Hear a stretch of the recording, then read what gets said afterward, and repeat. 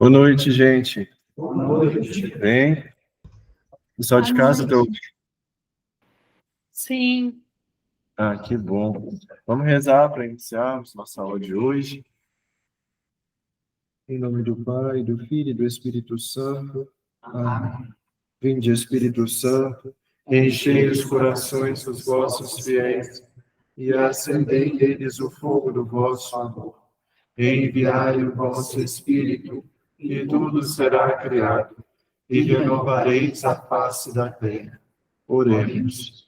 Ó Deus, que instruíste os corações dos vossos fiéis, com a luz do Espírito Santo, fazei que apreciemos retamente todas as coisas, segundo o mesmo Espírito, e gozemos sempre da sua consolação, por Cristo Senhor nosso. Amém. Santa Maria, Mãe de Deus, rogai por nós. Em nome do Pai, e do Filho, e do Espírito Santo. Amém. Oi? Ah, se ele não chupar meu sangue, tá ótimo. Ali embaixo é cheio de morcego nos pés de abacate, porque tem muita frutinha. Então eles ficam voando. Eu não sabia que tinha um morando aqui dentro, não. Verdade. Depois pega a doença igual na China, né? Então, gente, bem-vindos a mais uma aula. Na semana passada nós não tivemos aula de Bíblia, né? Precisei trocar com o João Pedro, porque eu tinha um compromisso. Essas semanas estão mais intensas por causa do jubileu da diocese, né? Então estão exigindo muito de mim. Mas hoje, né, nessa oportunidade, boa noite, nós teremos então 2 aulas de Sagradas Escrituras, para a gente repor a última aula, da semana passada. Até a equipe da Canção Nova está hospedada aqui no seminário, sem ser noção. Esse seminário está de pernas para o ar. Os familiares do Dom Jorge estão aqui do lado. Esses dias eles vieram, Dom Jorge Scarso, né, os italianos. São 4 ou 5. Vieram aqui no seminário, e aí só fala italiano, né? Uma das mulheres fala inglês também. Eles conheceram tudo, estão conhecendo a diocese. Então tem todo tipo de gente por aqui. Tem um frei dominicano hospedado, tem um diácono da Arquidiocese de Mariana, tem Canção Nova, tem italiano, tem... É o jubileu da diocese, tá uma loucura. Mas vamos voltar aqui para o nosso assunto, né? Antes de iniciarmos a nossa aula de hoje, vocês têm alguma questão, alguma dúvida? Nada? Não? Gente, eu sei que Bíblia dá muita dúvida, muita questão. É só mexer no pote que aparece alguma coisa. Por exemplo, eu vou citar aqui. Vocês já ouviram a ladainha de Nossa Senhora? Que começa lá, Senhor, tem de piedade de nós, Cristo tem de piedade de nós, Senhor tem de piedade de nós. Aí depois, Santa Maria, Mãe de Deus, rogai por nós. Santa Virgem das Virgens, rogai por nós. Mãe de Jesus Cristo, rogai por nós. Mãe da Divina Graça, Mãe Puríssima, Mãe Castíssima, Mãe Admirável, Mãe Amável. Ladainha de Nossa Senhora, né? O que é uma ladainha? É uma oração em que nós repetimos várias vezes invocações e no final pedimos o rogai por nós. Mas tem um título de Nossa Senhora lá que dá um pano para a manga quando a gente joga no contexto da Bíblia. E vamos trazer aqui essa primeira questão para o nosso encontro de hoje. Chama Nossa Senhora de Arca da Aliança. O contexto fala Arca de Ouro, Porta do Céu, Casa de Marfim, e dentre as invocações de Nossa Senhora, Arca da Aliança. O que isso quer dizer? Primeiro, para a gente responder essa questão bíblica, a gente tem que entender o que é a Arca da Aliança. Peguem a nossa apostila. Eu coloquei uma foto da Arca da Aliança. Essa foto foi tirada no iPhone do Moisés, gente, depois que ele passou o Mar Vermelho. Lá na página 4, pode observar, ele me passou em primeira mão. A página 4 da apostila, eu vou projetar aqui também, que facilita para eu depois ver na gravação onde está, né?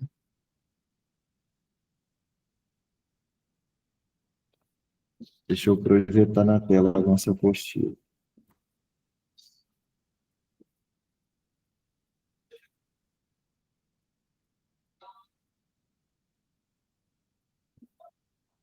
Vocês estão vendo a apostila? Pessoal de casa? Não, não, Pressionado? ainda não. Agora apareceu. Ô, Glória. Então tá.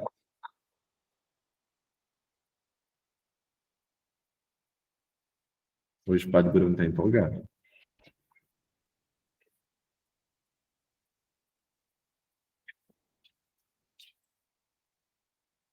Vamos ver isso.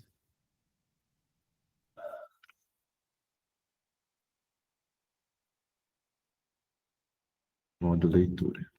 No começo da apostila, eu coloquei uma série de imagens que podem ser úteis para nós durante o curso. Aqui está coloridinho, olha que beleza. Arca da Aliança.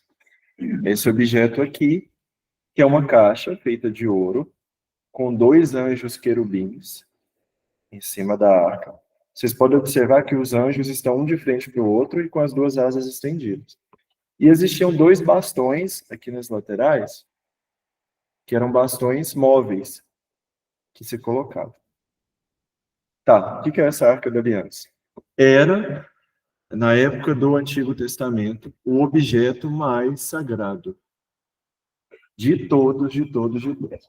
Então, se a gente pensar no nosso contexto de Igreja Católica, o que para nós é mais sagrado?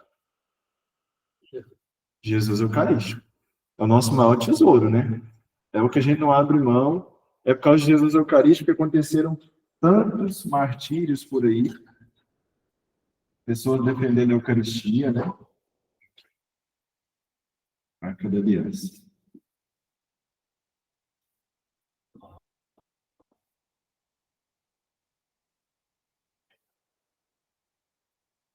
Maior tesouro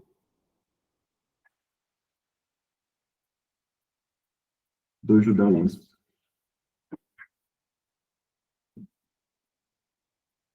Quando eu falo judaísmo, o que vocês entendem por essa palavra?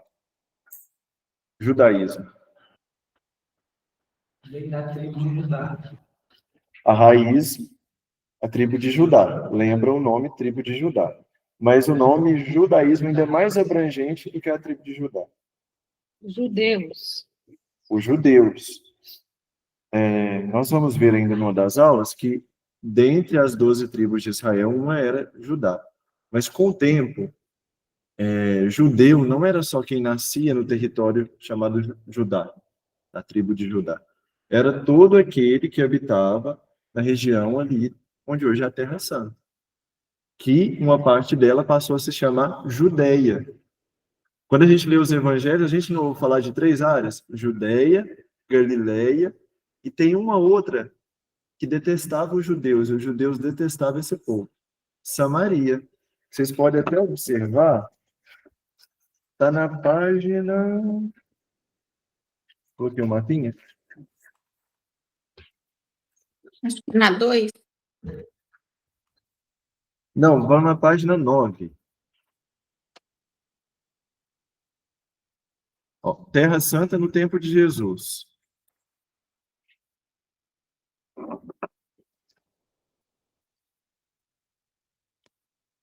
Tá? No tempo de Jesus, a Terra Santa era dividida em 3 partes. Galileia, no centro a Samaria, e embaixo a Judeia. Agora vamos raciocinar. Quem nasce na Galileia é? Quem nasce na Judeia? Judeu. Quem nasce na Samaria? Samaritano. E Jesus, ele era o quê? Nazareno? Então, exato, ele nasceu em Belém, mas foi criado em Nazaré, não é isso? Belém, gente, é Belém da Judeia. Belém está mais ou menos aqui onde está a mãozinha. Dá para vocês enxergar? Dá nada, né? Um pouco acima do ar, isso. Pouco acima do A, de Judeia. Ali está Belém, Belém da Judeia. Mas Jesus se criou em Nazaré, olha lá, no norte, perto de Caná. A gente chama Jesus de Galileu, né? A música do Padre Zezinho, certo, Galileu. Mas, na verdade, se fosse pelo nascimento, ele era da Judeia. Porém, se criou em Nazaré, da Galileia. Notem que para passar de um lado para o outro, olha, da Galileia para a Judéia tinha que passar pela bendita da Samaria. Por que que o povo judeu não gostava da Samaria? Porque a região da Samaria, gente, por um tempo, ela foi conquistada por um império chamado Império Assírio, que tinha vários deuses. Então, o povo da Samaria virou uma mistura danada do Deus verdadeiro com outros deuses. Tipo, dizem que Salvador é desse jeito, né? Eu tive no Rio de Janeiro, o Rio de Janeiro também tem um sincretismo de Umbanda, de 1 milhão de coisas, né? É muito comum lá o povo segue o catolicismo e, sem peso de consciência, vai no terreiro, aí no dia de São Jorge festeja os orixás, é desse jeito, né? Salvador dizem que é pior, eu não conheço, não sei se alguém aqui conhece. Salvador, na Bahia, também é uma mistura danada de religião, né? O povo pega tudo, põe no balaio, sacode, então é beleza. A Samaria era desse jeito. Então, por motivo religioso, ela era odiada. Agora, apesar de judeu ser da Judéia, nós usamos judeu também num segundo sentido. Judeu é todo aquele que segue a religião de Israel, ou seja, a Judéia e a Galileia. Então, tudo isso aqui é o povo judeu. Menos a Samaria, que, apesar de ser a mesma raça, de certa forma, seguiam uma religião diferente, porque por um tempo foram conquistados por um povo inimigo, que era politeísta, ou seja, seguia vários deuses. Aí eles se contaminaram. A gente vê isso muito bem, sabe onde? No diálogo de Jesus com uma mulher, a samaritana, no poço. Inclusive, numa das partes, Jesus chega na samaritana, fala, mulher, vai buscar teu marido. Nosso Senhor já chega intrometendo lá, né? Cadê teu marido? Aí ela fala, não tenho marido. E Jesus diz, muito bem, disseste bem, tiveste 5, e o que você tem agora não é teu. Existem várias interpretações sobre isso. Mas uma das interpretações é que a mulher, ela tinha vários deuses, entendeu? Então era uma idolatria. Vamos abrir lá em João? Fala Achei. de novo, por favor, como que você definiu? Judeu é todo o povo? Judeu, se você olhar pela palavra, seria por causa da Judeia. Judeu, derivado de Judeia. Porque nessa região aqui, muito antigamente, ficava a tribo de Judá. Porém, nós usamos judeu num sentido aberto também, significando todo aquele que segue o Deus de Israel e que é descendente de Abraão. Ou seja, tanto que habita na Judeia quanto na Galileia. Todos esses aqui que habitam nesses dois lugares são judeus, são do judaísmo. Tanto que o judaísmo ele é uma religião, né? Nós falamos as 3 grandes religiões que seguem um só Deus: cristianismo, islamismo, que são os muçulmanos, e judaísmo, que são os judeus, que seguem a religião do único Deus de Israel. Por que que essa Maria não entra? Por causa do sincretismo religioso. Não seguia o único Deus de Israel. Então a gente não pode chamar os samaritanos de judeus. Nós podemos chamar os galileus de judeus e os da Judéia de judeus. Deu para entender? Sim. Beleza. Então, Ô, Vitor, é assim ainda hoje na Samaria? Eles ainda são mais parados, separatistas? mais esquecidos, mais Politeísta. marginalizados? Hoje, não tanto. Porém, ainda existe uma cultura forte na Samaria e resquícios disso. Por quê? Só voltando um pouco no tempo. Jerusalém aqui era o centro de toda a religião judaica, né? Porque aqui ficava o templo. Então, não podia ter um templo em cada cidade, igual nós temos uma igreja em cada cidade, né? Hoje, se eu não quiser ir na missa aqui na São João Batista, eu posso ir na São Benedito, eu posso ir na paróquia Nossa da Badia, posso sair daqui lá em Romaria, na Água Suja, tudo igual. Para os judeus, existia um templo. Imaginem só a dificuldade, né? Em Jerusalém.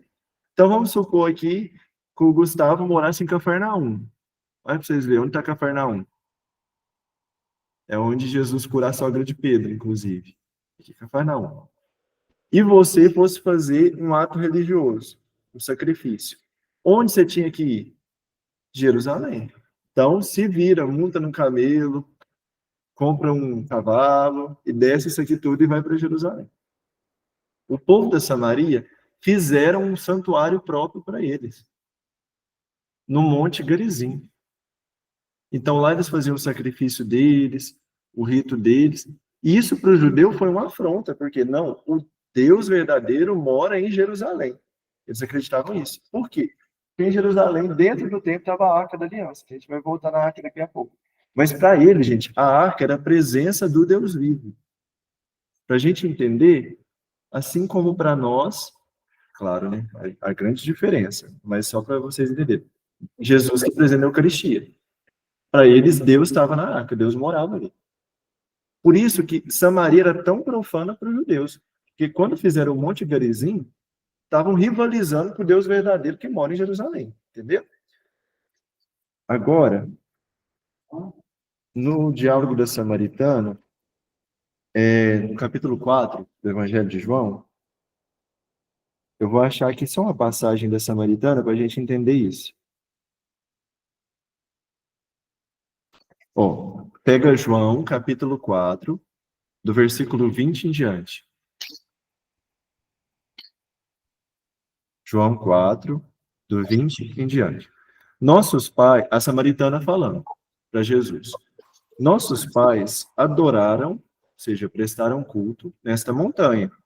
Mas vós dizeis, é em Jerusalém que está o lugar onde é preciso adorar. Olha, Jesus judeu. Jesus, sendo judeu, o povo judeu fala que é em Jerusalém. O que a mulher samaritana está dizendo aqui? Não, nossos pais adoram aqui, nesse monte, na Samaria. Jesus estava na Samaria. Mas vocês, judeus, falam que tem que ir para Jerusalém. Olha, tá vendo essa discrepância histórica que eu estou falando com vocês nesse diálogo da Samaritana? Aí Jesus, ele já profetiza, que já fala de um novo templo, que é o templo do Espírito Santo, em que o nosso coração vai ser o templo de Deus. Olha o que Jesus fala.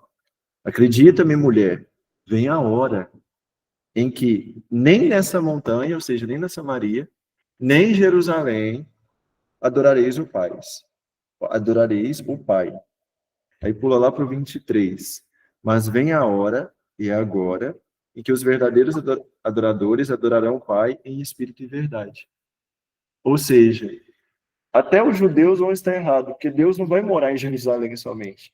Deus vai morar no coração de cada um, por meio do batismo. Isso é muito bonito, né? Então, esse diálogo aqui nos esclarece um pouco já dessa divergência religiosa. Tem até também alguns outros trechos interessantes. Jesus evangelizava em Caná, por exemplo, o primeiro sinal de Jesus, no capítulo 2 de João, foi onde? Casamento de Caná, lembra? As bodas. As bodas. Em Cafarnaum, a sogra de Pedro, o mar da Galileia, Jesus cruzou várias vezes. Inclusive, Jesus até andou em cima do mar da Galileia. Lembra que os discípulos estavam no barquinho e vem Jesus andando em cima das águas e acha que é um fantasma, eles começam a gritar. Então, olha, Jesus evangelizou isso tudo.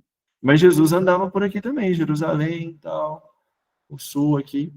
E ele passava pela Samaria. A maioria dos judeus faziam o trajeto de ponta a lá. Eles vinham aqui, ó, por essa região, que era chamada de Decápole. Então, eles preferiam, os que saíam da Galileia e queriam ir para Jerusalém, e vice-versa, né? Preferiam passar por fora, andar uns quilômetros a mais, do que passar pela Samaria. E tem um episódio interessante do Evangelho, vamos ver se vocês vão lembrar, em que Jesus está cruzando da Galileia para a Judeia. Eu não lembro se é da Galileia para a Judeia ou da Judeia para a Galileia, mas ele estava cruzando aqui. E ele pede hospedagem na Samaria, e negam para ele. O que Tiago e João falam? Senhor, o senhor quer que a gente reze e manda cair raio em cima deles? Já está bem no finalzinho. Acho que ele está descendo da Galileia para ir para Jerusalém. A última ida para Jerusalém. E aí que Jesus apelida Tiago e João de Boanerges, né? Os filhos do trovão, que eles queriam mandar raios em cima dos samaritanos. E Nosso Senhor não tinha medo de fazer esse cruzamento aí. Tá, isso tudo para dizer, vamos voltar lá para trás, Essa que é a Terra Santa no tempo de Jesus. Mas ela já teve várias configurações, né?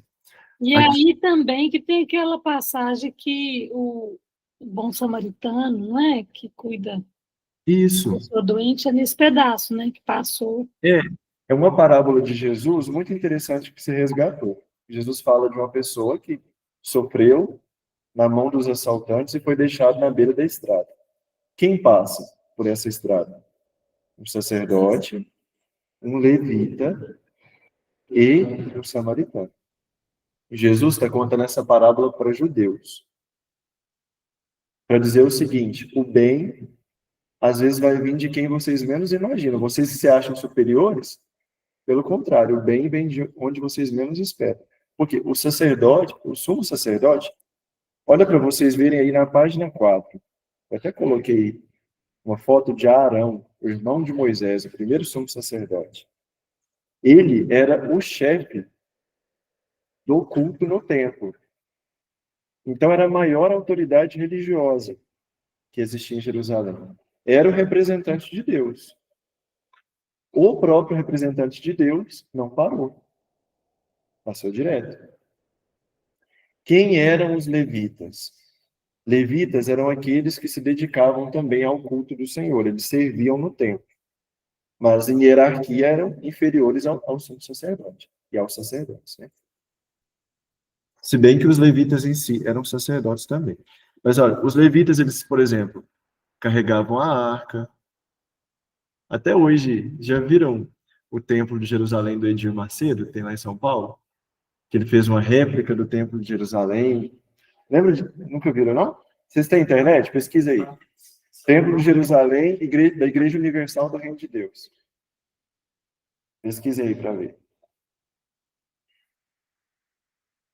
Esse templo, segundo Edir Macedo, ele fez uma réplica a partir das descrições bíblicas do Templo de Salomão, para ficar o mais parecido possível. Até a Dilma Rousseff foi lá na inauguração. Acho que tem uns 10 anos, um pouco mais. Um pouco mais, né? Mas olha aí o templo. E lá, o Edir Macedo até meio que vestiu, fantasiou os homens de levitas. Então ele tem uma arca da aliança lá dentro, tem uma cópia mesmo do templo. E esses homens, eles se vestem de branco e carregam a arca da aliança lá que tem no templo do Edir Macedo, para cima e para baixo. E os levitas eram aqueles que se dedicavam a organizar o templo, a fiscalizar, ajudavam os sacerdotes no culto, né? Eram esses. Novamente, a parábola do bom samaritano. O sacerdote passou, o levita passou. Os dois que ajudavam no templo, que deveriam ser mais próximos de Deus. E quem que ajudou? O samaritano, que era o sincretista, o odiado, o jogado de lado. Então, esse é o contexto. A parábola não nos fala onde é que aconteceu. Só nos diz que era um samaritano que estava passando. Ok, voltemos aqui. Jerusalém. A cidade de Jerusalém é chamada de a estrela do judaísmo, a mais importante, porque lá estava o templo do Senhor. Eu coloquei também uma imagem do templo, para vocês verem. Aqui, ó, na página 5. Na página 5. O templo era uma coisa maravilhosa, grande, cheio de objetos de ouro. E todo judeu tinha que ir nesse templo ao menos 3 vezes por ano. Como eu falei para vocês, podia morar no cafundão do Juda, lá na Terra Santa, você tinha que estar lá no templo para cumprir as suas obrigações religiosas. Esse era o templo. E lá dentro, gente, existia um lugarzinho chamado de Santo dos Santos.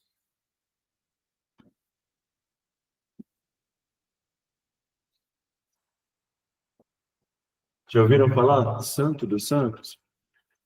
Alguém falou Santíssimo? Um de vocês? É interessante que na língua judaica não existe superlativo. O que é superlativo? É esse grau máximo, né? Santíssimo, belíssimo, grandíssimo, o grandiosíssimo, né? Que é o grau máximo de uma coisa. Então, para falar que era santíssimo, já que eles não tinham a palavra santíssimo, era santo dos santos. Da mesma forma, tem um livro na Bíblia chamado Cântico dos Cânticos. Significou cântico mais bonito. Então, o santo dos santos significa santíssimo.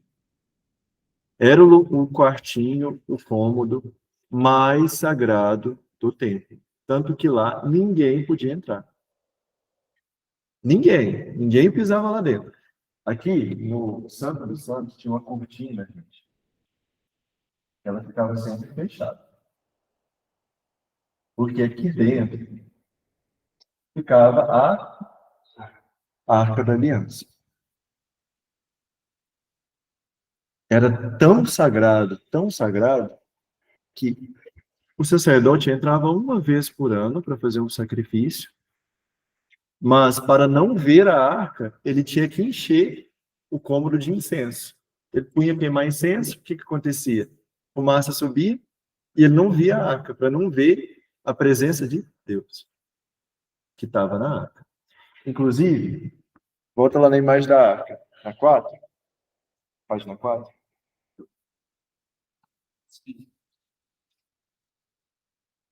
Essa presença de Deus em cima da arca, exatamente entre os dois querubins, os judeus chamavam com a palavra que talvez você já tenha ouvido falar, Shekinah. Já ouviram a palavra Shekinah? Shekinah. Tem até um movimento jovem lá em Lagamar, chama movimento Shekinah. Tem uma fazenda Shekinah? A palavra Shekinah significa presença real de Deus. Para ele estava na arca. Então, a arca dentro do Santo dos Santos, dentro do templo, e essa cortina aqui impedia que se vesse a Arca da Aliança e que se entrasse lá dentro. Olha que bacana, gente. Que incrível como o Antigo e Novo Testamento se ligam. Quando Jesus morre, o que acontece? Os evangelistas sinóticos dizem terremotos, escurece a terra, mas eles descrevem uma cena muito interessante. Que a cortina do templo rasga. Muito bem, exatamente. Estava falando dessa cortina aqui, que era o que impedia as pessoas de entrar no lugar da presença de Deus. Então, a cortina rasga no dia que Jesus morre. O que isso significa? Agora, o Santo dos Santos, ou seja, a presença de Deus, com a morte de Cristo, ela não é isolada. Porque Cristo morreu para salvar a todos nós. Todos podem acessar, mas Todos podem. E a coisa mais linda ainda, ao mesmo tempo, ou na mesma situação em que essa cortina rasga, o coração de Jesus ele é perfurado. Porque o coração de Jesus ele se torna o Santo dos Santos.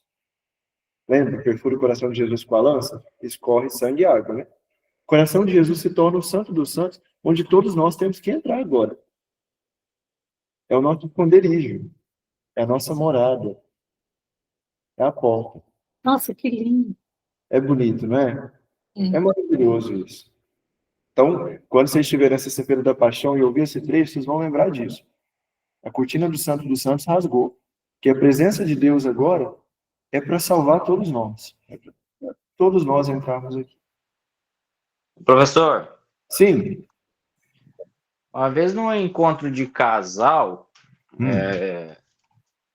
e eu também li em algum livro, História da Igreja do Filipe Aquino, que ele falou que os incensos foram, vamos falar assim, eu não sei se foi inventado pelos primeiros católicos em função das catacumbas, e para amenizar o cheiro dos cadáveres lá, uma coisa meio assim. Mas você tocou que já lá no tempo de Jesus já tinha muito incenso, então. Tinha. Como é que é seu nome? Eu não estou vendo a tela aqui. É Diogo. Diogo, é o seguinte, O incenso, ele não é uma invenção católica, ele não é exclusivo da Igreja Católica. Ele é muito difundido no Oriente. Por exemplo, as religiões, essas religiões mais de meditação, budismo, eles usam incenso para meditar, né? Na Índia, o incenso é muito comum.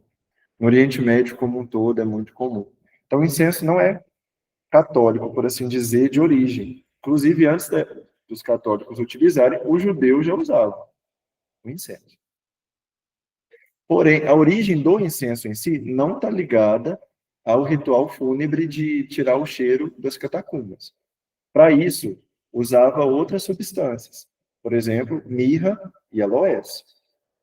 Olha, quando os magos vão visitar Jesus, o que eles dão? Ouro, incenso e mirra.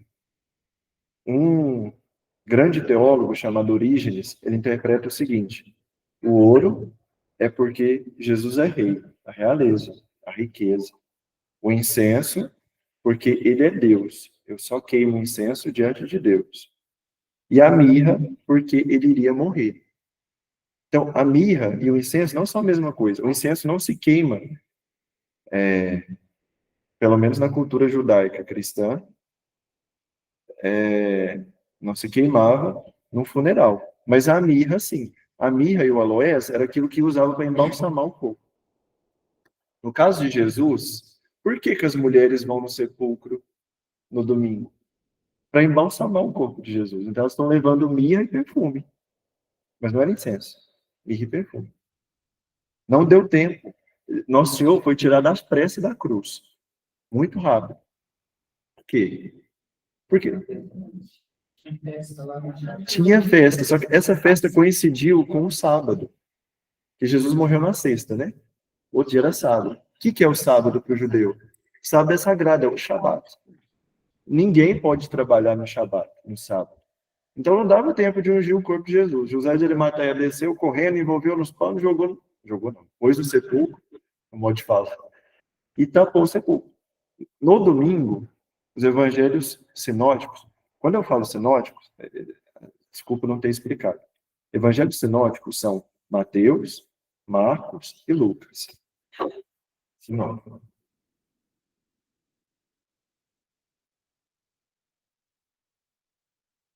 Sinótico significa o mesmo olhar. Ótica, lugar que vem de óculos, olho, só lembrar disso. Por quê? Os evangelhos de Mateus, Marcos e Lucas são muito parecidos. É como se fosse o mesmo olhar. O de João não é sinótico, ele é muito diferente. Vocês já viram trechos aqui do evangelho de João, ele é totalmente diferente. Não é sinótico. Ok, os sinóticos dizem que as mulheres vão cedo no sepulcro, né, para ungirem o corpo de Jesus. Então, o Diogo, finalizando aqui, respondendo a sua pergunta, o incenso, ele foi feito para se queimar diante da divindade. Essa é a utilidade dele principal.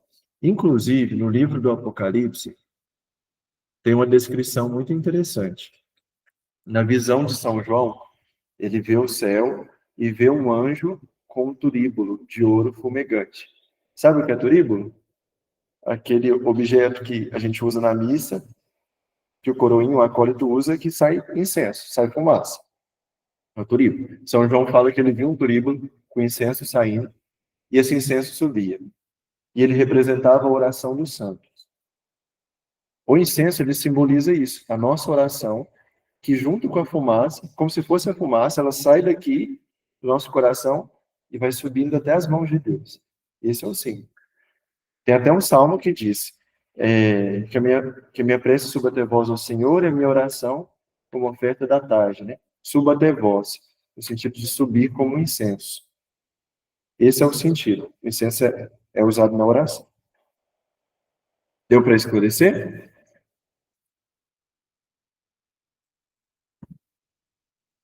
Ok. Tá, nós estamos falando da Arca da Aliança, mas... Ô, Vitor, quando a Arca da Aliança ficava no Templo de Jerusalém só, né? Isso. E quando Zacarias foi Ele estava também dentro de um cômodo, dentro do templo, não estava? Os sacerdotes faziam, mas não tinha o que você falou, o Santo dos Santos, mas eles também tinham esse espaço nas igrejas, Exatamente. nas sinagogas. Você tocou um ponto interessante. Aconteceu um período de tempo em que o templo foi invadido pelos babilônicos. Levaram a Arca da Aliança, isso uns 500 anos antes de Jesus. E essa arca sumiu. Ninguém mais nunca achou. Então, na época de Jesus, e um pouquinho nessa época de Zacarias, São João Batista, não tinha arca mais. Tinha o templo, os sacerdotes faziam o sacrifício no templo, Zacarias estava lá no templo, trabalhando, que ele era sacerdote, Zacarias, o pai de João Batista, mas não tinha Arca da Aliança. Na época de Jesus não tinha. E é até interessante não ter, porque Jesus era o próprio Deus. Então, para que ter uma Arca da Aliança com a presença de Deus se o próprio Deus estava ali? Então, não tinha mesmo. E a história de Zacarias é muito curiosa, porque ele era um sacerdote, mas existiam vários sacerdotes.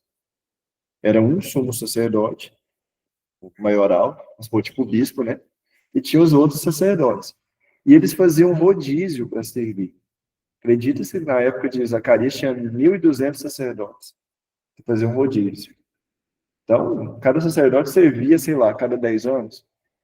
E no dia que Zacarias vai servir no templo, o anjo aparece para ele e fala que Isabel vai gerar João Batista. E ele duvida, tá? Porque ele fica mudo dentro do templo, na hora que ele estava fazendo o culto no Santo dos Santos, que não tinha mais a arca. Entenderam? Na hora que ele estava lá, o anjo aparece perto do altar para ele. Né? E aí ele não acredita. Então, mas não tinha arca nessa época. Agora, nós estamos rodeando a arca para cima e para baixo, né? Mas o que tem dentro dessa arca da aliança? Os mandamentos. Os mandamentos. Eram 2 sabias bonitinhas, era o tablet da época, né? Tablet de Moisés. E tinha os 10 mandamentos. Muita atenção para vocês criticarem alguns tipos de pinturas que são erradas, segundo a Bíblia. Como que era dividido esses 10 mandamentos? Era 5. Eram 2 tábuas. Até muito cabelo. Será que era uma folha sulfite A4, né? Como é que é? Com margem 3 e 2,5? Olha, na primeira tábua tinha 3 mandamentos. E na segunda tinha o restante.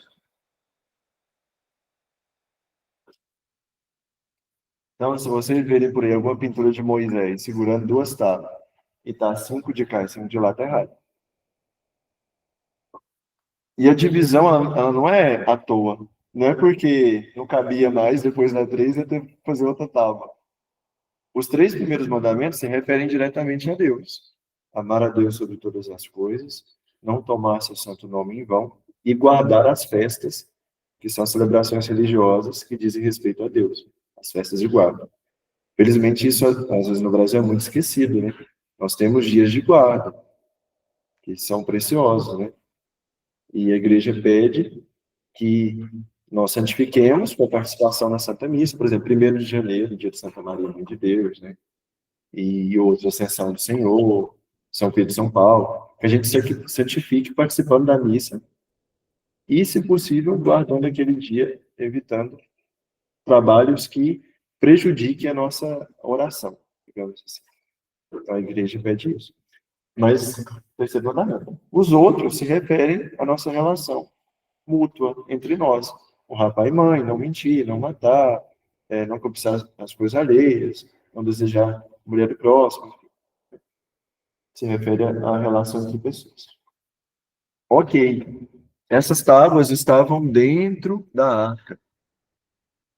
Hã?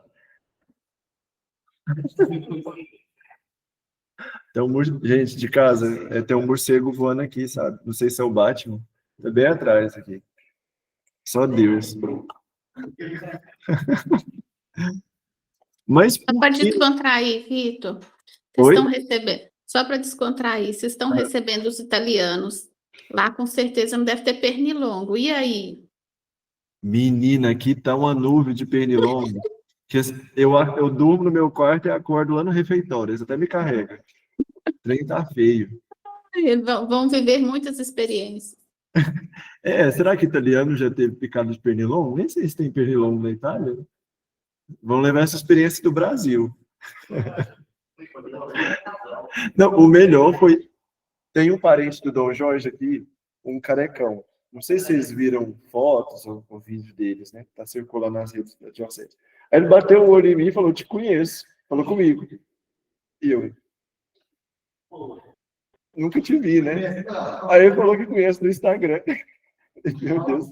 Não sei se ele tava querendo fazer Que amizade. coisa boa! Vocês veem, gente? Meu Deus do céu. Eu acho que eu vi, Propaganda. certeza, que eu apareci. Ele é da máfia. Não quero arriscar, não, né? Deus me livre, esse povo da máfia. Bem, a arca, tendo dentro as tábuas dos 10 mandamentos, por que ela era tão sagrada? Só tábuas de pedra. O que tinha de especial nisso? Foi o que Deus passou para Moisés. Mas o que essas tábuas significam? As leis de Deus. Além das leis. A obediência. Deus, mas como é que a gente chama isso? Aliança. Aliança, verdade. Lembra que eu falei com vocês que a gente tem Antigo Testamento, Novo Testamento, mas Testamento no sentido de aliança, que é um pacto bilateral entre duas pessoas, Deus e o homem. A antiga aliança é o quê? É o pacto feito com quem? Moisés. Guardem isso no coração. Falei umas 4 vezes já. Qual que é o momento mais importante do Antigo Testamento? A revelação dos 10 mandamentos para Moisés no alto do Monte Sinai. Que é ali que Deus e a humanidade fazem a aliança que os judeus guardavam, os mandamentos. Só para vocês saberem, quando for lerem a Bíblia, o Monte Sinai é um monte que fica saindo do Egito, indo no sentido da Terra Santa, ele está lá. É um monte que é chamado também de Horebe. Ele tem esses 2 nomes na Bíblia. Então, quando vocês lerem esses 2 nomes, não são montes diferentes, tá? São mesmo. O Monte Sinai, o monte onde Moisés recebeu as leis. Vou explicar outra coisa interessante para vocês. Tá. Vocês sabem que as nossas festas católicas, muitas delas vieram dos judeus, já se celebravam na época de Jesus. Por exemplo, a Páscoa. Jesus não inventou a Páscoa. A Páscoa já existia, os judeus celebravam, né? Jesus só transformou a Páscoa. O que é o significado da Páscoa para nós católicos? Ressurreição, não é isso? O dia que Jesus ressuscitou. E para os judeus?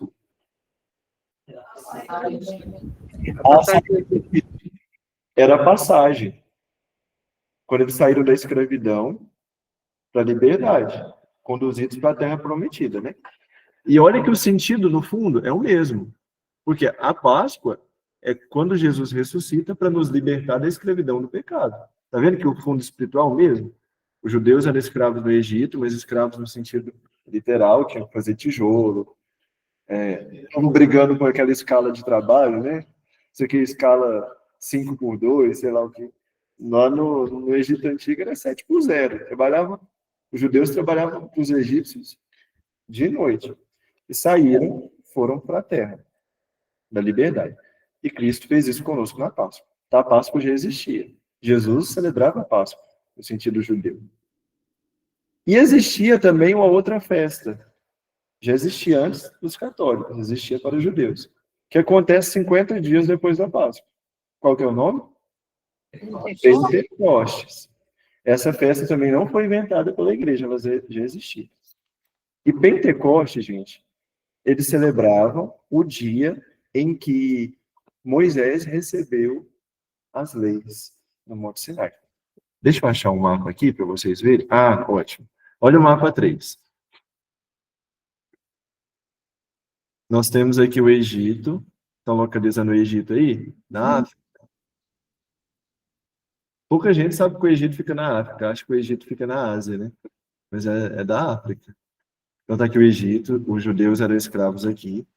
Eles saíram... Professor, Sim, o Pentecoste não faz referência aos 50 dias que depois que Jesus morreu, os apóstolos receberam o Espírito Santo? Como é que chama esse período de 50 dias? é Pentecostes também. Só que essa coincidência da vinda do Espírito Santo aconteceu numa festa que já existia. Então, não é que o Espírito Santo desceu e os apóstolos começaram a chamar aquele dia de Pentecostes, que foi 50 dias depois da Páscoa, da ressurreição. Já existia no judaísmo uma festa chamada Pentecostes. E o Espírito Santo desceu naquele dia. Eu vou chegar lá daqui a pouco para te responder. Olha, o povo judeu morava no Egito como escravo. Saíram. Aqui o Mar Vermelho, tá vendo? Onde eles cruzaram. Aqui é o Mar Vermelho. E chegaram nessa, nós chamamos de península. Tá vendo que tá tipo um Vzinho, o mar formando um V? Essa península é chamada de Península do Sinai, porque aqui no meio tá o Monte Sinai, onde toca a mãozinha aqui, ó. Foi aqui, mais ou menos, que Moisés recebeu os 10 mandamentos. E o povo judeu demorou 50 dias para chegar aqui. Segundo a contagem deles da época, não é exata, é a tradição judaica, né? 50 dias. E nesse 50º dia, Moisés subiu no Monte Sinai, Deus se revelou e deu os 10 mandamentos. Aconteceu o seguinte, Nosso Senhor, ele ressuscitou na Páscoa dos judeus, que já era celebrado. 50 dias depois, o que estava acontecendo em Jerusalém? A festa de Pentecostes, que os judeus estavam comemorando o recebimento da lei. E observe que isso faz todo sentido. Vamos abrir em Atos dos Apóstolos? Abra o livro de Atos dos Apóstolos. O capítulo 2.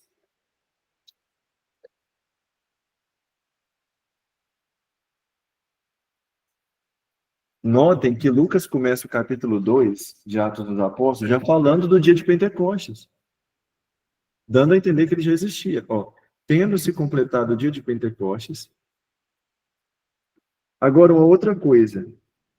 Notem que quando o Espírito Santo desce sobre os apóstolos, eles começam a falar em línguas. E todo mundo lá entende. Porque tinham judeus ali de várias terras diferentes. Olha, deixa eu achar o versículo aqui. Ó. Vamos ver a partir do versículo 5. Achavam-se então em Jerusalém judeus piedosos, vindos de todas as nações debaixo do céu. Por que que eles estavam lá? Para a festa de Pentecostes. Só um minutinho eu já libero, tá? Lembram que nas festas, todo judeu tinha que estar lá? Podia morar na Conchinchina? Podia morar lá em Pindaíbas? Lá em Varjão de Minas? Sim, pode perguntar. Hã? Você é da Pindaíba? Eu já estive lá. Podia morar na Pindaíba, tinha que estar lá no Templo de Jerusalém. Lucas começa falando aqui que tinha judeus de várias partes, ele coloca, de todas as nações debaixo do céu. Está exagerando também. Do Brasil não tinha. Enfim. Mas para dizer que tinha judeus de todo quanto é lado, que falava todo tipo de língua. E o milagre aqui de Pentecostes é os apóstolos falando, e todo mundo na sua língua, quem falava árabe, quem falava hebraico, estava entendendo. O Espírito Santo unificou. Para dizer que essa festa já existia. Então, o Espírito Santo desceu nessa festa judaica. Mas olha o sentido espiritual para nós. Deus, no Antigo Testamento, ele fala que vai escrever a lei dele não em tábuas de pedra. Diz isso no livro de Ezequiel. Mas em corações de carne. E o Espírito Santo é esse que vai tirar a lei da pedra e ele vai descer no coração dos fiéis. Que agora o Espírito Santo ele nos inspira dentro de nós. E é o Espírito Santo que dá a força para a gente testemunhar a fé. Essa força é muito visível, sabe em quem, gente? Pedro. Eu quero, por favor, leiam as cartas de Pedro. Pedro escreve 2 cartas no Novo Testamento. Pedro, no Evangelho, ele é um homem muito impetuoso, Ele é turrão, cabeça dura, bem colérico, mas ele nega Jesus. No fundo, ele tem medo. Na hora que o cerco pega fogo, ele não fica perto de Jesus, porque tem medo de morrer da mesma forma. Mas quando a gente lê as cartas de Pedro, nós percebemos um Pedro fortalecido. E um Pedro que fala que nós precisamos suportar os sofrimentos e os tormentos por causa do nome de Jesus. Nem parece a mesma pessoa falando, mas é. Só que o Pedro das cartas era o Pedro que recebeu o Espírito Santo. É o Pedro pós-Pentecostes. Deu nova força. Então, olha como o Espírito Santo aproveitou de uma festa que já existia para dar um sentido novo. O que era judeu virou cristão agora. Entendeu? Vamos dar um intervalo, né? Daqui a pouco a gente... Professor, e a Arca da Aliança que o senhor estava falando de Nossa Senhora, é porque ela carregou o menino Jesus? Eu estou dando volta, mas eu ainda vou chegar lá nos 45 do segundo tempo. Ela é a nova Arca da Aliança. A Arca sumiu e ela ficou sendo a Arca. Exatamente. Guarda isso, Angélica, com você, porque eu estou dando essas voltas para chegar justamente nesse ponto. Professor, boa noite. Boa noite. Opa, o som desativou. Eu desativei sem querer. Pode abrir aí.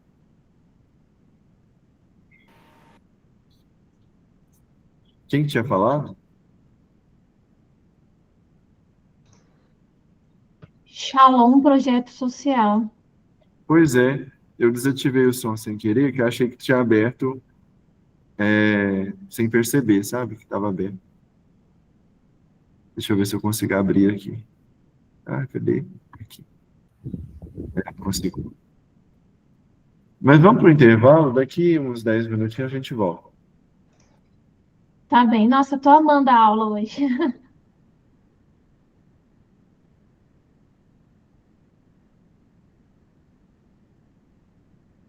Tem esse tipo de autoestima, uma grande coisa na vida. Perguntando onde eu consegui a chave para abrir o laje e por que quase não tenho cadeado. Eu expliquei isso para ela. Quando a casa dele tem falhosos, eu não uso cadeado. Os outros corretores pegam a chave papete na recepção. Tenho certeza que a dona ali pegou o. Mas se ela estava com a chave, como você não eu acho que você precisa conversar com os corretores. Imobiliária.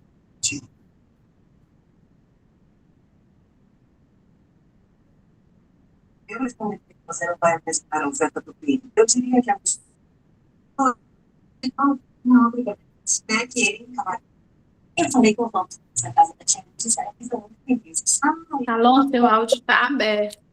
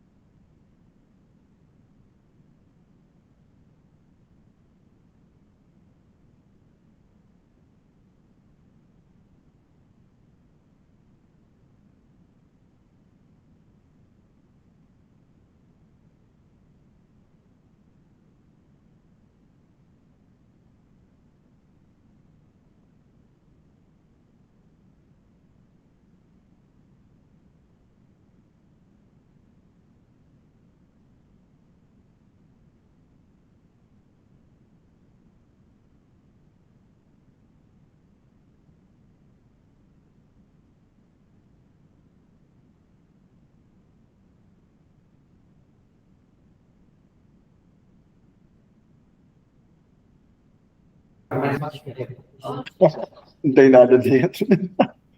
A Nossa Senhora, você falou?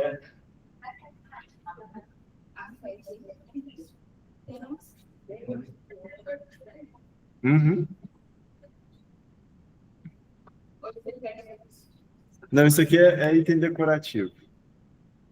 Você vai observar uma coisa, quando você lê os livros Reis, Samuel, Crônicas, que falam da construção do templo, o templo ele tem muitos elementos que vão lembrar a natureza.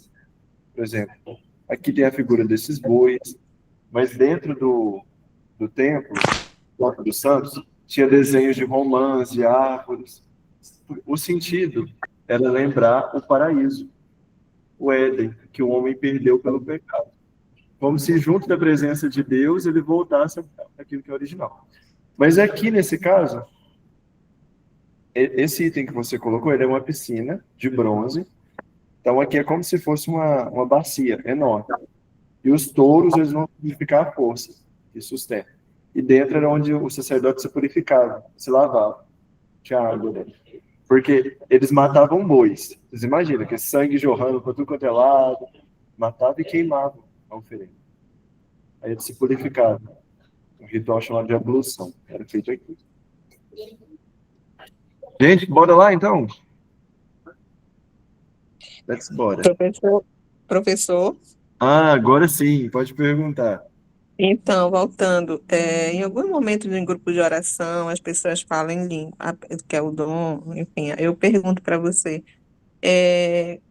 no caso, é o mesmo dialeto, digamos, é a mesma língua, línguas, não, ou é só mesmo, digamos,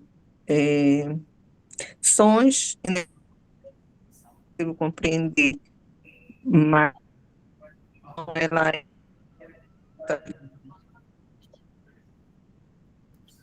inglês. Finalzinho agora. Só que Tá falando cortando. inglês eu não compreendo. Enfim, vou nem falar ainda direitinho, mas é nesse sentido. De um idioma, Tá me ouvindo?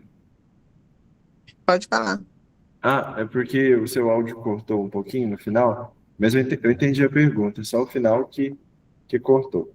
Mas, de modo geral, você perguntou sobre o sentido da fala em línguas, não é isso? Sim,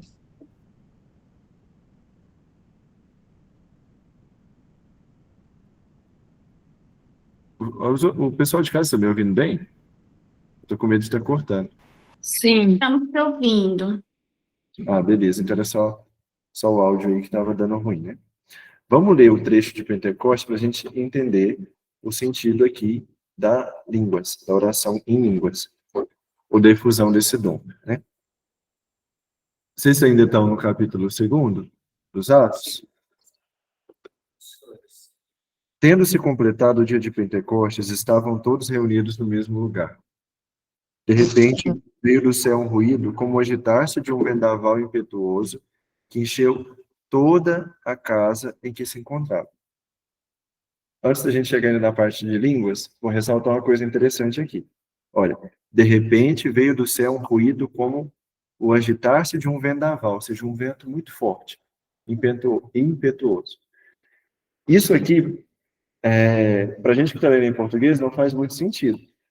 Mas numa aula, eu mencionei para vocês que quando a gente traduz um texto, a gente perde o sentido, né? Sim. A palavra pneuma, né?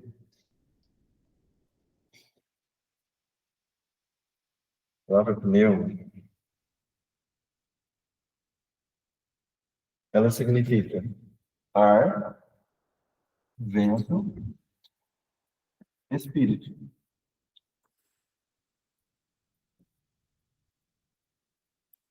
Então, é essa movimentação leve, que traz leveza, que refresca. Por exemplo, quando você está andando e sua bastante, aí você para numa sombra e vem aquela brisa, não é gostoso? Não é refrescante? Ou o próprio sentido do vento que carrega as coisas. E a gente não sabe para onde vai nem de onde vem. Ninguém vê o vento. O próprio Jesus fala isso. O vento, ninguém sabe para onde sopra nem de onde vem. E essas características são características do Espírito. Primeiro, aquele que refresca. Na sequência de Pentecostes, a gente canta, no calor, aragem. Aragem é o frescor. Mas também o Espírito Santo é aquele que a gente não sabe nem de onde vem, para onde vai, mas que ele conduz. Então, Espírito é a mesma palavra em grego.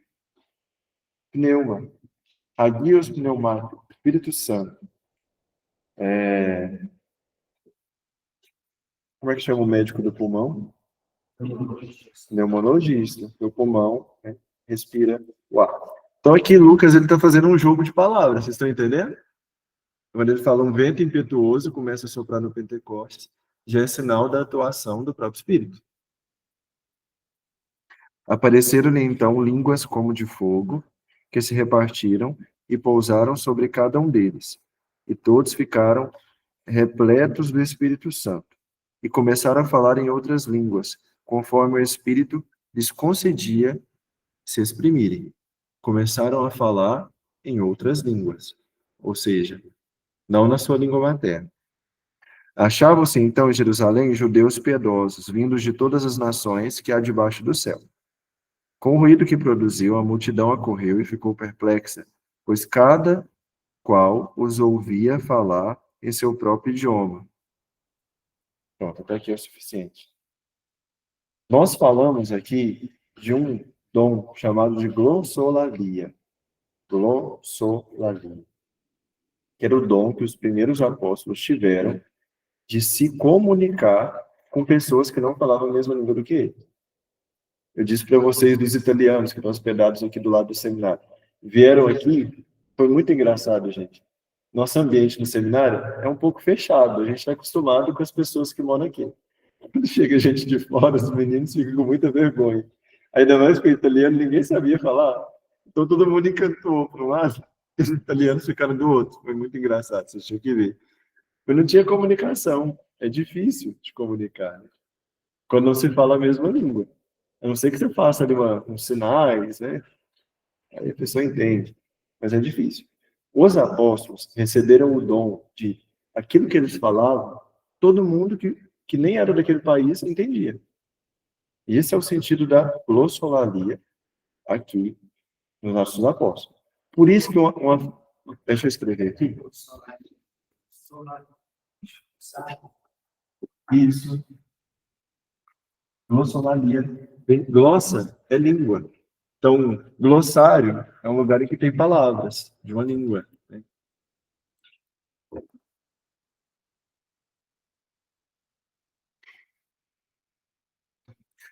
O Papa Leão, esses dias, ele fez uma afirmação que o povo ficou usando para justificar opiniões próprias. Por exemplo, o Papa Leão falou que o dom de glossolalia tinha acabado.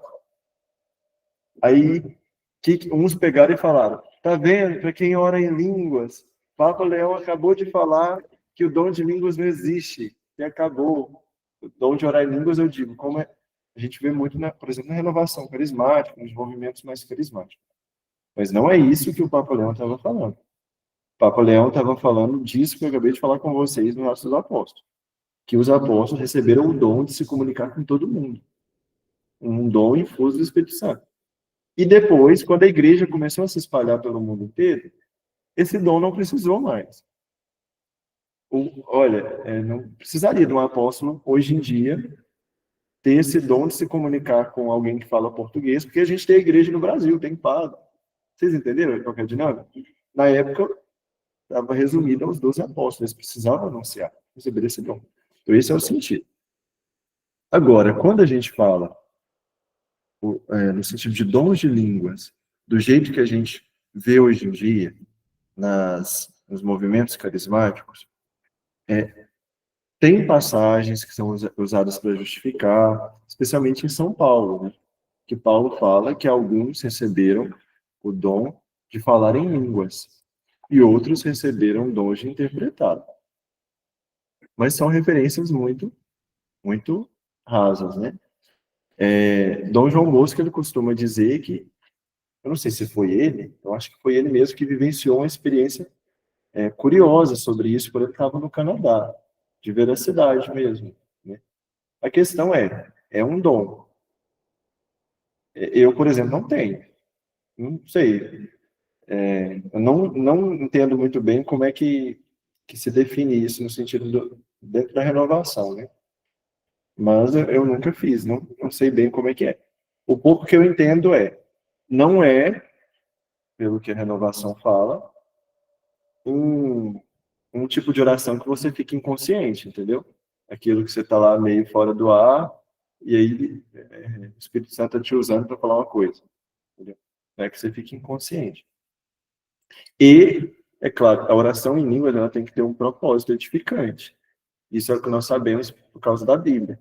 Porque São Paulo diz que é muito melhor você falar uma coisa que seja compreensível do que algo que vai ser falado e não será compreendido. Por isso que existe também o dom de interpretação de língua. Mas a questão é a seguinte. A oração em língua, orar em língua, né? Na verdade, não é uma fala com outras pessoas. Não consegue expressar. Então, em palavras inteligíveis, é como se ela não conseguisse expressar e veio o dom em línguas. Quem que falou aí? Não, estou dizendo assim, que a glossolalia, que eu até estava estudando na matéria do Fernando mais cedo, esse tema, esse conceito, né? E aí, pegando assim pela descrição, é diferente, porque assim, é o dom de falar, de se fazer entender. Então, é quase que o dom é do outro de entender o que você está falando, porque, na verdade, ele está dizendo a mesma coisa e pessoas de culturas, na época dos apóstolos, né? Ele não foi reprogramando a fala, né? Eu fico imaginando isso hoje. Então, ele falava e pessoas de diferentes idiomas o entendiam. Então, é interessante porque é o dom de se fazer entender, porque falar, ele falava a mesma coisa para todos, né? Eu percebo muito assim da renovação carismática. A oração não é uma forma de se comunicar com o outro, né? O orar em línguas não é de comunicar para o outro, é um momento de oração mesmo, é da pessoa, é uma oração intimista, não é de diálogo com outra pessoa, né? Não sei, mas tem uma diferença aí do que é feito hoje para esse momento aqui descrito nos textos bíblicos, não é a mesma coisa. Só que eu já vi, por exemplo, dentro da renovação, digamos, palavras de profecia que são dirigidas a alguém em línguas e outra pessoa interpreta. Por exemplo, eu já vi isso acontecer. É um tema muito complexo, tanto biblicamente, porque, como eu falei, a gente não vive esse contexto aqui apostólico, do começo da igreja, quanto achar uma posição oficial da igreja sobre isso, a gente não vê. Então, a igreja também não condena. Na verdade, não fala nada sobre. Aqui em Pentecostes, é muito difícil também da gente entender como que isso acontecia. Porque o texto fala que os apóstolos ficaram repletos do Espírito Santo e começaram a falar em outras línguas. Ao mesmo tempo que fala que eles começaram a falar em outras línguas, fala isso que você disse, Adriane, que todos entendiam na própria língua. Então, tá vendo que parecem informações, a nosso ver, um pouco contraditórias? Em que sentido? Os apóstolos falam outras línguas do que o aramaico, que é o que eles falavam lá. Aramaico, o hebraico, não sei o que falaram nessa situação, originalmente. Mas, ao mesmo tempo, fala que cada um compreendeu na sua língua. Então, o que aconteceu de verdade? Qual foi a posição aqui? Será que os apóstolos continuaram falando aramaico e todo mundo que estava lá entendeu na própria língua? Ou os apóstolos começaram a falar e saiu da boca deles a língua de cada uma das pessoas? O texto é misterioso. Segunda hipótese. E só mesmo tem transformações, né? Mesmo, e vem um conhecimento, pastor. É que entende. Esse texto exige um conhecimento profundo. É só o texto aqui, mas quando você abre uma apostila mesmo, profundo da renovação, que explica toda essa parte aí sim, vale a pena ver. Olha aqui para vocês verem o final. O versículo 11. Olha, tanto judeus como prosélitos cretenses e árabes, nós os ouvimos anunciar em nossas próprias línguas a maravilha de Deus. Isso que a Adriane falou. Eles compreendiam. Mas ao mesmo tempo lá em cima está falando que os apóstolos falavam outras línguas. Então, eu acho que no fundo, o texto ele quer deixar um mistério. Que é realmente para a gente não saber. Ou se alguém souber, vai ser por sabedoria infusa do próprio Espírito Santo. Né? Mas aqui não tem muita clareza.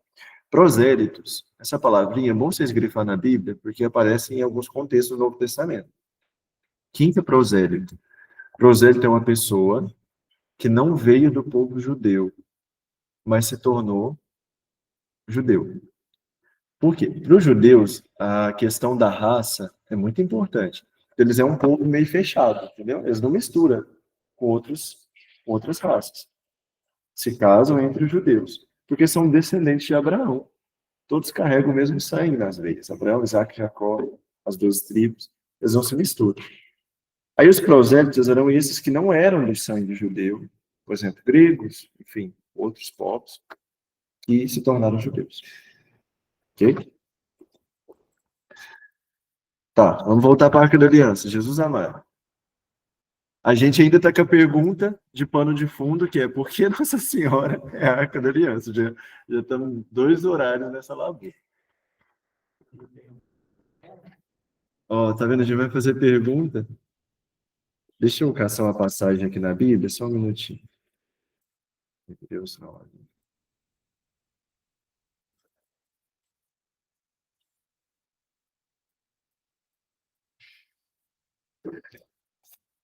O livro dos Hebreus, abram aí a carta aos Hebreus, nos fala que tinha outras coisas dentro da arca, além das tábuas. Então, abram aí, por favor, em Hebreus 9, versículos 4 e 5. Vamos deixar alguém de casa ali, que vocês escutam aqui também. Hebreus 9, 4 e 5.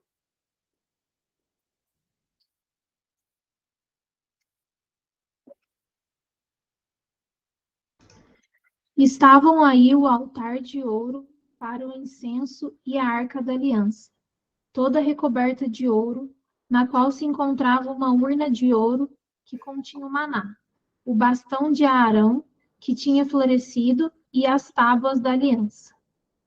Então, o que tinha dentro da arca? O último aí falou, as tábuas da aliança, que é o que nós já vimos. Mas além tinha mais 2 coisas. O bastão de Arão. O que mais? O maná. E o maná. Maná. Muito bem. Vou colocar aqui o maná 3 bolinhas, porque o maná ninguém sabe o que é também. Ele caiu no deserto, não existe maná mais. A Bíblia descreve que era tipo grão de farinha, que os judeus usavam no deserto para fazer pão, essas coisas, né? E eles até enjoaram. E depois reclamaram com Deus. A própria palavra maná, ela tem um significado interessante. Maná significa o que é isso? Significa o que é isso mesmo.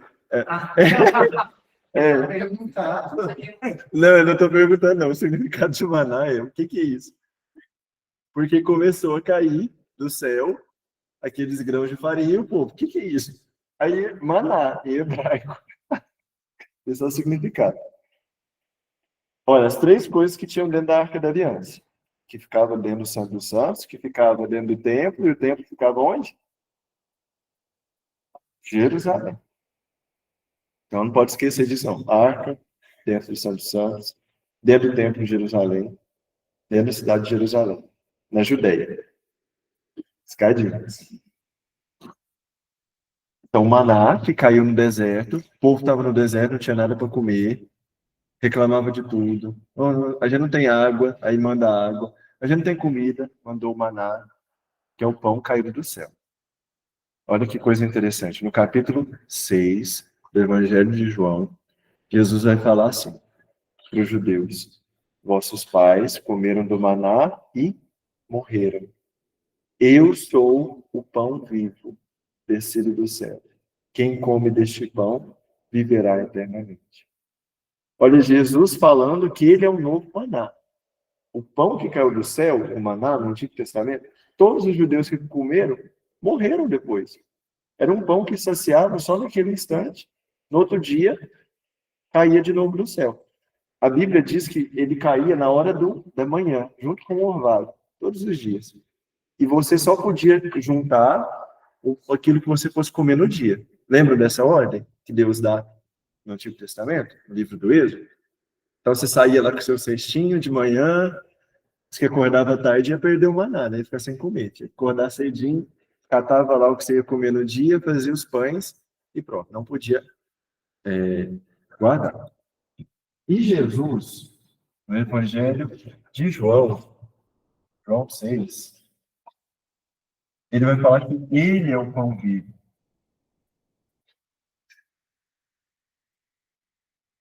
Ou seja, ele é o novo maná que caiu do céu. Caiu do céu é o sentido de Jesus dizer que ele é Deus e, habitando junto com Deus, desceu a nós e fez humano. Mas olha a diferença que Jesus faz. Quem comeu do maná, morreu. Quem come do pão vivo, vive eternamente. E o que para nós é esse pão vivo? A Eucaristia. Bem, frisa essa palavra com uns asteriscos em volta, circula 20 vezes. Eucaristia. Vamos lá, primeiro sim. Nós estamos de lá para cá, né? Vamos aqui para o segundo. O cajado de Arão.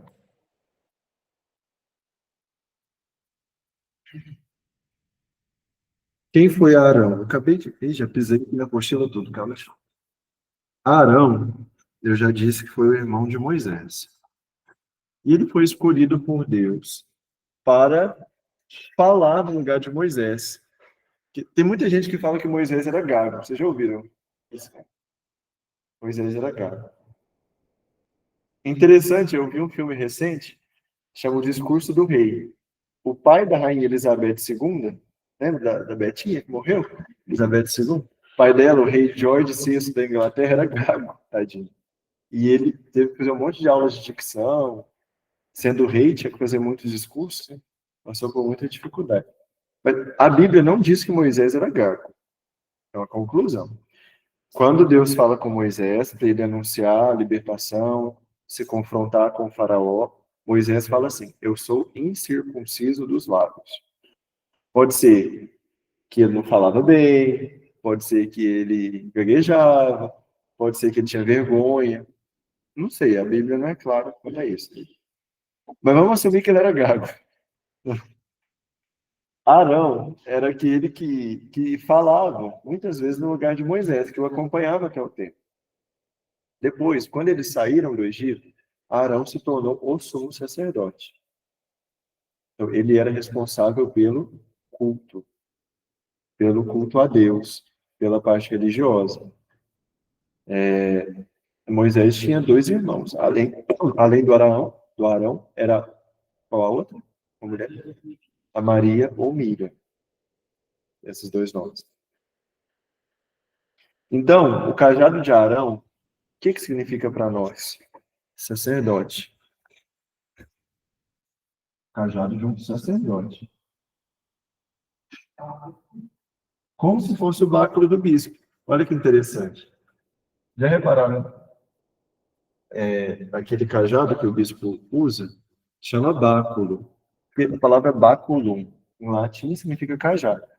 A gente brinca com a simbologia, que o cajado era usado pelos pastores, aqueles que iam para o campo cuidar das ovelhas, que eles se apoiavam em cajados. E já repararam que em cima ele tem uma volta? Estou falando do báculo do bispo agora. Ele é reto e em cima ele tem uma voltinha. O bispo usa com a voltinha para frente.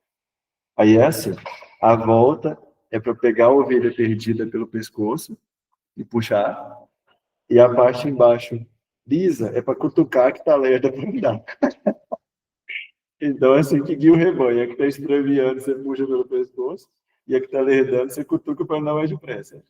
E assim vai todo mundo caminhando para o reino do céu. Mas aqui a gente tem, Arão já tinha um báculo na época, né? Era um cajado. E esse cajado que floresceu estava dentro da Arca da Aliança também. A gente já imagina que essa arca era grande, né? Para caber um cajado lá dentro. Nós aplicamos o maná a Jesus já. E em que esse cajado se aplica a Jesus? Vamos exercitar aqui a teologia.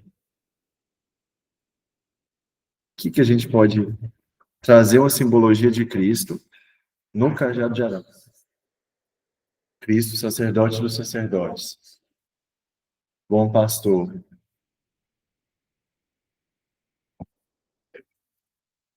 Alguém quer complementar?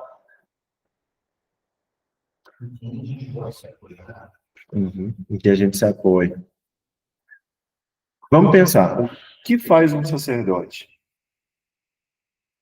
O que é a figura? Vamos pensar no contexto prático para nós, de um padre. O que um padre faz? Além de uma autoridade. Vocês observam que o o padre, sacerdote, ele é uma ponte, no sentido de que liga o povo a Deus. Então, o sacerdote é aquele que pega as coisas de Deus e traz para as pessoas. A Eucaristia, por exemplo, vem pelas mãos do sacerdote, né? E, ao mesmo tempo, ajuda o povo a chegar até Deus. Ele é uma ponte para esse encontro do povo e Deus. É por isso que a gente chama o Papa de pontífice, o sumo pontífice. A palavra pontífice vem de pontifex, significa ponte, aquele que liga Deus às pessoas. Então, o sacerdote ele é uma ponte. E Cristo, ele foi uma ponte entre Deus e a humanidade, porque pela morte de Jesus, ele reconciliou a humanidade, nós pecadores, com Deus. Por isso que Cristo ele é o grande sacerdote. Ele é a grande ponte. Ele fez a união perfeita da humanidade com Cristo. E é por isso que todo sacerdote, todo padre, só é padre porque recebe o sacerdócio de Cristo. O sacerdócio não é do padre, é de Cristo. E é por isso também que vocês vão numa missa, por exemplo, tem missa que tem vários padres. Ontem, na inauguração da cripta aqui na catedral, eram uns 30, por exemplo. Vários padres celebrando uma missa só. E isso, antes da década de 60, não era permitido. Cada padre celebrava a sua missa. Vocês já observaram que igrejas mais antigas, a catedral nossa, por exemplo, quantos altares tem a catedral? Mais de 4. A catedral, tirando o altar do centro, vamos imaginar, antigamente o altar era na parede. Lembra disso? Que o padre rezava em direção a Deus e o povo ficava atrás. Olhando a catedral, para quem conhece, a catedral tem 5 altares. Onde está o Santo Antônio, onde está o Sagrado Coração, onde está o Senhor Morto, onde está o Santíssimo. E atrás da Cátedra do Bispo. Todos esses eram altares. Eu sou de Patrocínio. A matriz Nossa Senhora do Patrocínio tem 3 altares. 2 laterais e 1 atrás. Santana de Passo, para quem conhece, Santana tem 7 altares. Porque cada padre rezava uma missa. Não podiam rezar mesmo. Então, se tivesse vários padres juntos, cada um ia estar rezando num altar diferente, entendeu? Por isso que os santos nas igrejas antigas ficam nesses altares. Lá celebravam missa nesses altares. Mas para dizer que hoje em dia... vocês podem observar que esses altares, cada um tem um sacrário. Porque cada um era um altar, literalmente um altar diferente, com vários sacrários. Sim. Essas missas eram rezadas tudo ao mesmo tempo? Tá rezando uma missa, todas as missas, com os ritos tudo completo? Podia ser ao mesmo tempo, ou não. Cada altar, geralmente, era dedicado a um santo. Aí, vamos supor que no alto do altar estava Santo Antônio. Igual aqui na catedral, à esquerda fica o Santo Antônio. Já observaram isso, né? Aí, era o dia de Santo Antônio. E tinha só um padre, ele ia rezar em qual altar? O de Santo Antônio. Agora, se tivesse vários padres no mesmo tempo, cada um ia rezando uma missa simultânea. Entendeu? Cada um com a sua missa. Todos falavam. Ao mesmo tempo. Isso na missa antiga, quando era latim. Entendeu? Exatamente. E muitas partes da missa eram feitas em voz baixa, as orações do padre. Então, mas cada padre no altar. Hoje em dia, depois do Concílio Vaticano II, o que se entendeu? O sacerdócio dos padres é o sacerdócio de Cristo. É um só. Então, por isso que todos, a gente fala, concelebram. Em volta da mesma mesa, do mesmo altar. Esse é o significado. Mas voltando, quero dizer que Cristo ele é o verdadeiro sacerdote. E aqui, a gente já falou que o Espírito Santo é aquele que traz a lei nos corações. Né? Nós dissemos isso atrás, não mais leis em tábuas de pedra. Mas Cristo é a nossa lei agora. Ele trouxe um novo mandamento, que é o mandamento que cumpre todos esses outros. Qual é o mandamento? O amor. São Paulo até fala, o amor é o cumprimento perfeito da lei. Quem ama, cumpre os 10 mandamentos. O exemplo aí da parábola do bom samaritano, que alguém, acho que foi a Roseli que mencionou aqui, né? A parábola do bom samaritano. Olha, o levita e o sacerdote que iam para o templo, na presença do Deus vivo, na Arca da Aliança, fizeram menos, pecaram. E aquele outro que não foi para o templo, mas acudiu um irmão, ou seja, amou, ele fez mais. É por isso, por exemplo, que se eu tenho alguém morrendo, passando muito mal na minha frente, eu falo, não, eu vou para a missa. Quando eu chegar, a gente vê o que você faz. Nesse caso aí, a minha missa é o meu irmão, entendeu? Porque o mandamento do amor me obriga a isso. E o amor cumpre todos os mandamentos. Então, Cristo e o amor, o mandamento instituído por ele, cumpre os 10 mandamentos. Vocês observaram que tudo isso aqui remonta a Jesus? E tudo isso aqui fica dentro do quê? E a arca ficava dentro do quê? Não, do Santo dos Santos. Ficava dentro do? Que ficava dentro de Jerusalém. Que ficava na? Isso. Muito bem, está ótimo.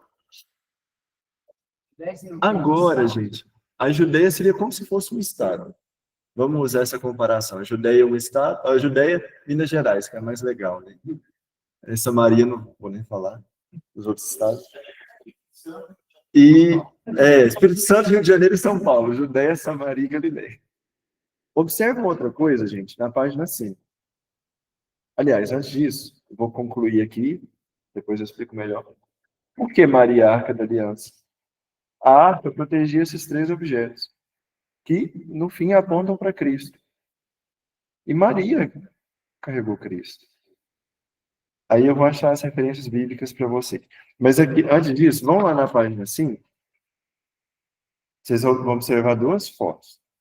2 fotos, não. 2 fotos. Uma Moisés tirou, ele estava no alto da montanha, ele falou, vou subir ali, tirar uma foto para o Instagram. Vocês estão observando que nessa primeira a gente tem um acampamento cheio de barraca em volta?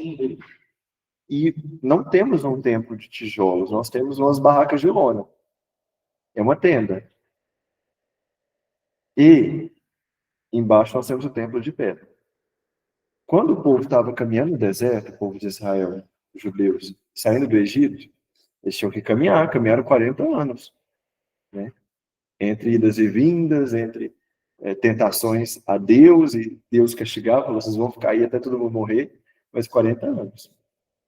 Então, eles podiam construir um templo de pedra no deserto? Não, gente, porque todo dia de manhã, eles levantavam acampamento e andavam mais um pouco. E acampavam de novo. E eles tinham já a Arca da Aliança. Porque a Arca da Aliança, onde que Moisés fez aliança com o povo, qual é o nome do monte? Sinai. Vocês lembram que ficava pertinho do Egito? Que eu falei para vocês, na cabeça do Sinai? Eles andaram todo o restante já com a arca, até chegar à Terra Prometida. Aí, alguém quer perguntar? Alguém abriu o microfone. Não, né? Será que são os espíritos zombeteiros? Aí, gente, eles então montavam a tenda. Uma tenda feita de pele de animais e lá dentro ficava a arca. Nos mesmos moldes do templo. Então, vocês podem observar aí, essa tenda é antes dos judeus chegarem à Terra Prometida. O templo, ele foi construído pelo filho de Davi, Salomão, o rei Salomão, já em Jerusalém, muito tempo depois. E tanto a tenda quanto o templo, sabe quem foi o arquiteto? Deus. No livro, por exemplo, de Números, em Êxodo, vocês vão observar, é muito interessante isso. Deus fala, eu quero essa medida tal, ele falava côvados, né? Mas vamos atualizar, tantos metros de altura, tantos metros de comprimento, e você vai colocar isso e aquilo, a porta nesse lugar. Deus deu a prescrição milimétrica, eles não fizeram nem um tijolo além disso. Do jeito de Deus, porque Deus estava ensinando a obediência. E para eles não usarem exemplos de templos pagãos. Usaram, então, algo que veio do próprio Deus. E quem entrava nessa tenda era só Moisés? Como? Quem entrava nessa tenda? Quem entrava na tenda? Era Só Moisés? Nem Moisés direito entrava. Quem entrava era Arão, que era o sacerdote. Inclusive, gente, era tão sério isso que Arão teve dois filhos. Abiú, acho que é Nadab e Abiú, se não me engano. Muito nome. Mas os filhos de Arão ofereceram um fogo diferente do que Deus tinha prescrito na hora do sacrifício lá. E eles caíram mortos na hora, porque fizeram algo que não era prescrito. Eles morreram. Eu acho que era Nadab e Abiú, se não me engano. Mas para dizer que tudo seguia. E Eleazar. Isso, Eleazar e Itamar foram os que ficaram. Nadab e Abiú foram os que morreram. Então tudo era seguido milimetricamente. Aqui está colorido, né? Dá para ver melhor. O povo acampava em volta, e cada acampamento, gente, vocês estão vendo que são acampamentos separados? Achou que era árvore? Não, isso aqui são tendas, são barracas. Cada bloquinho desse é um grupo de família, dos filhos de Jacó. São as 12 tribos. Cada tribo acampava no seu lugarzinho bonitinho, não misturava, não.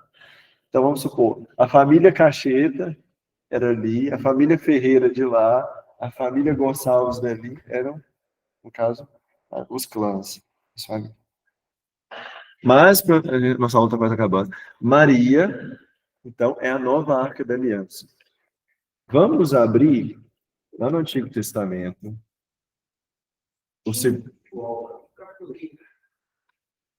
para carregar a arca, tinha um ritual para carregar a arca. Primeiro, ninguém podia encostar na arca. Encostou na arca, morreu. Vamos ver, deixa eu te mostrar um trecho aqui. Vai lá em 2 Samuel 6. 2 Samuel 6. Por isso que a arca, ela tinha esses bastões aqui. Como é que você chama? Eduardo, por isso que a arca, ela tinha bastões. Para que ninguém encostasse nela. Esses bastões, observe que tem 2 argolas aqui, eles eram removíveis. Você podia tirar e a arca ficava só uma caixa. Mas na hora de carregar, punha esses bastões e os levitas carregavam nos ombros ou em cima de um carro. Mas ninguém encostava na arca. Inclusive, ele era até coberto quando transportado. Olha, abriram aí em 2 Samuel 6. 2 Samuel, não o primeiro. Aqui nós vamos ver o transporte da arca. Vamos lá, a partir do versículo 3. Colocaram a arca de Deus sobre um carro novo. Aqui seria tipo um carro de boi. E levaram da casa de Abinadab, que está no alto da colina. Oza e Aiô, filhos de Abinadab, conduziam o carro. Ok. Oza caminhava à esquerda da arca de Deus e Aiô caminhava adiante dela.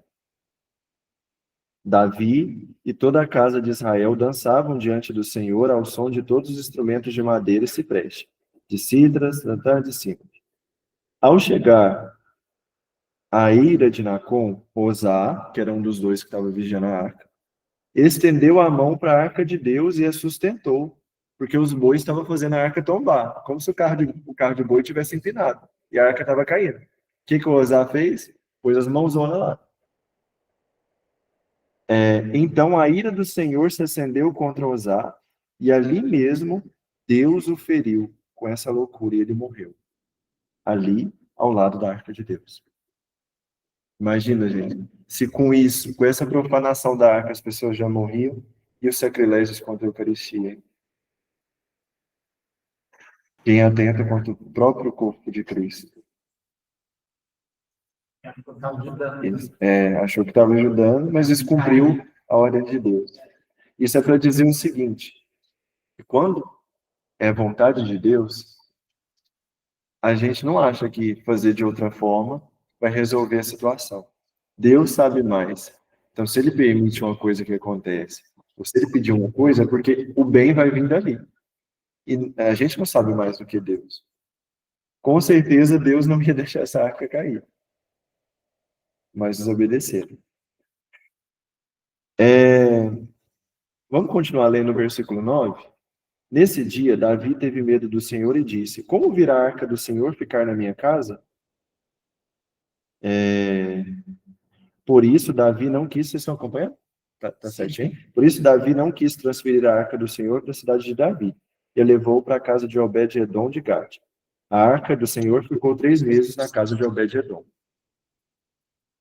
que vocês estão notando uma semelhança aqui? Isabel visitando Maria, gente. Ao contrário. Maria visitando Isabel. Olha, primeira coisa. Davi começou a dançar de alegria quando viu a arca. Vamos lá no versículo 5º, volta lá. Davi e toda a casa de Israel dançavam diante do Senhor ao som dos instrumentos. Olha, Isabel, quando a tua saudação chegou aos meus ouvidos, a criança estremeceu de alegria no meu ventre, pulou, dançou. Quando Osá e Aiú morrem, o que Davi fala? Como virá a arca do Senhor ficar na minha casa? O que Isabel fala com Maria? Como mereço ter a honra de que a mãe do meu Senhor venha me visitar? Quanto tempo Maria ficou com Isabel? 3 meses. E aqui o que diz? A arca do Senhor ficou 3 meses na casa de Obed-edom. É interessante, não é? Essas comparações bíblicas. Agora vamos lá para Apocalipse 12. Lá para o final da Bíblia. Temos 3 minutos. Em nome de Jesus vai dar certo.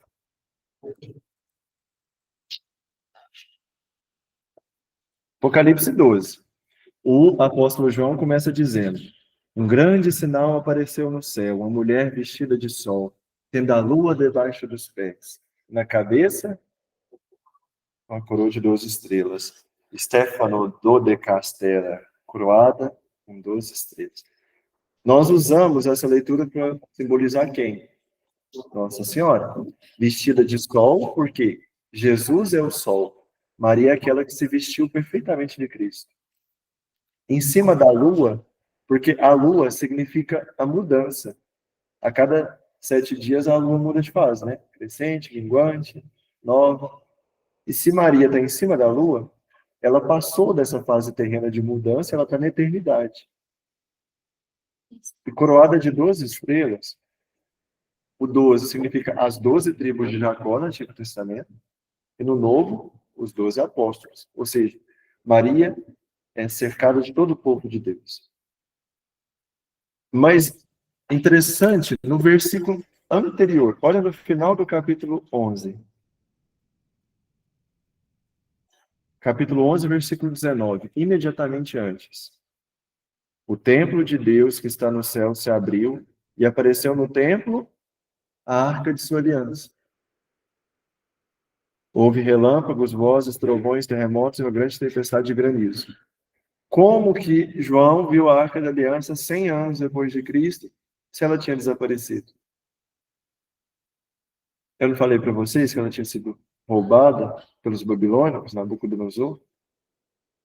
E logo em seguida ele começa a falar da mulher, vestida de sol. Então, sem mais delongas, o que a gente conclui com isso? Só para responder uma simples pergunta do começo da aula, por que na ladainha de Nossa Senhora de Arca da Aliança? Porque no ventre de Nossa Senhora está a nova e eterna aliança que Deus fez com a humanidade. Jesus, nosso Salvador.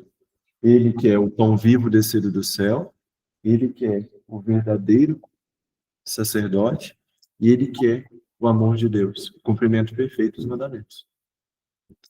Glória ao Pai, ao Filho e ao Espírito Santo, como era no princípio, agora e sempre. Amém. E aí, gente? Tudo tranquilo? Alguma questão? Pensem bem. Tranquilo, não, só para dizer que eu amei a aula. Obrigado aí Eu pela... também. Foi particularmente um presente mesmo a aula de hoje. que As bom. outras também foram por isso que eu- maravilhosas, mas a de hoje foi linda. Muito bom. Que bom. Umas coisas boas na mente da gente, né? Essas comparações. A Bíblia é muito bonita. Estudar a Bíblia, gente, é encantador. Encantador mesmo. Então, até semana que vem, se Deus quiser. Vamos com Deus. Um abraço.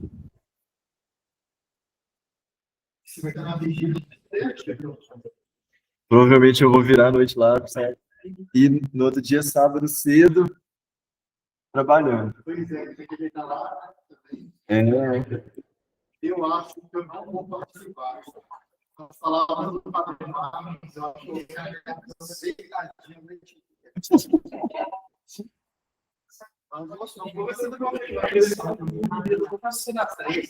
Pois é, pelo menos eu também não sei se eu vou ficar até a madrugada, mas pelo menos na missa eu quero.